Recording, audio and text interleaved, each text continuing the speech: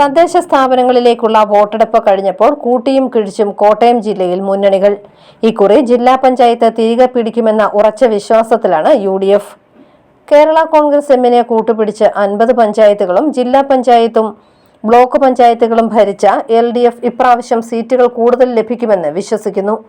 ജില്ലാ പഞ്ചായത്തിൽ കഴിഞ്ഞ തവണത്തേക്കാൾ കൂടുതൽ സീറ്റ് ലഭിക്കുമെന്നും കോട്ടയം നഗരസഭ ഇത്തവണ LDF ഭരിക്കുമെന്നും CPM ജില്ലാ സെക്രട്ടറി TR രഘുനാഥൻ പറയുന്നു.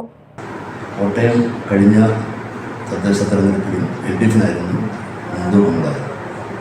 പിന്നെ സ്വതന്ത്രമായി മത്സരിച്ച സ്ഥാനാർത്ഥി UDF വിലക്കെടുത്താണ് ടോസിങ്ങിലൂടെ അവർ ചെയർമാനാകുന്ന സ്ഥിതി. ഇപ്രാവശ്യം അങ്ങനെ ഒരു പ്രശ്നമൊന്നുമില്ല.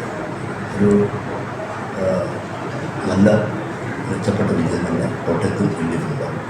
ജില്ലാ പഞ്ചായത്തോളം കഴിഞ്ഞ വർഷത്തേക്കാൾ സീറ്റ് വർദ്ധിക്കും. കാരണം കഴിഞ്ഞ പ്രാവശ്യം കുറിച്ചി നഷ്ടപ്പെട്ടു പോയ സീറ്റാണ്. അത് ഉറപ്പായും തിരിച്ചു പിടിക്കും.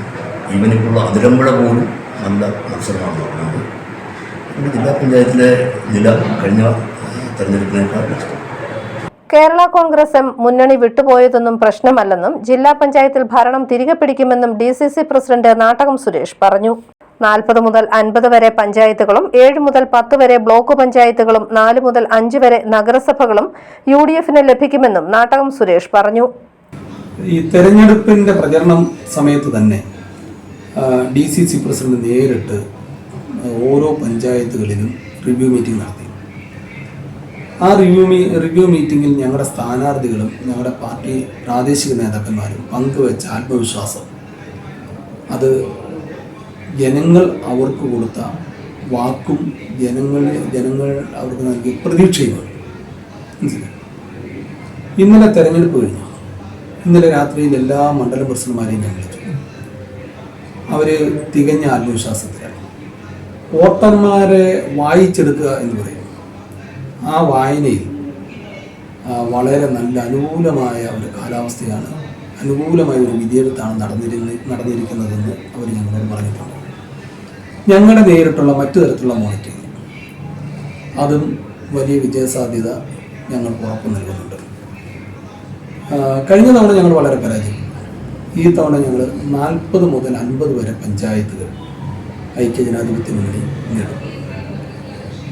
7 മുതൽ 10 വരെയുള്ള ബ്ലോക്ക് പഞ്ചായത്തുകൾ ഞങ്ങൾക്ക് ലഭിക്കും. ജില്ലാ പഞ്ചായത്ത് നല്ല ഭൂരിപക്ഷത്തിൽ ഞങ്ങൾ ഭരിക്കും. 4 മുതൽ 5 വരെ നഗരസഭകൾ ഞങ്ങൾക്ക് കിട്ടും. മധ്യ കേരളത്തിൽ ഇതുവരെ ഉണ്ടാകാത്ത രീതിയിൽ NDA മുന്നണി വലിയ മുന്നേറ്റമുണ്ടാക്കുമെന്ന് BJP സംസ്ഥാന vice president advocate Shone George പറഞ്ഞു. മുത്തോലിയും പള്ളിക്കത്തോടും നിലനിർത്തി 10ലധികം പഞ്ചായത്തുകളിൽ അധികാരത്തിലെത്തുമെന്നാണ് BJPയുടെ അവകാശവാദം. ജില്ലയിൽ മാത്രമല്ല, മധ്യ കേരളത്തിലെ ഇലക്ഷൻ കഴിഞ്ഞിരിക്കും. എറണാകുളം, ഇടുക്കി, കോട്ടയം, പത്തനംതിട്ട ജില്ലകൾ, അതാണ് സെൻട്രൽ കേരള. ഒരു ഏറെക്കുറെ ഒരേ രാഷ്ട്രീയ സമീപനമുള്ള ജില്ലകളാണ്.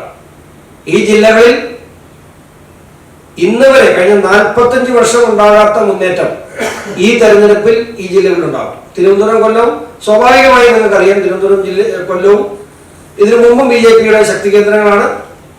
ആ ഗണത്തിലേക്ക് മധ്യ കേരളം ഈ തെരഞ്ഞെടുപ്പോടുകൂടി എത്തും എന്നുള്ള കാര്യത്തിൽ ഒരു സംശയമില്ല. വലിയ മുന്നേറ്റം ഉണ്ടാകും. News bureau, Ponkunnam.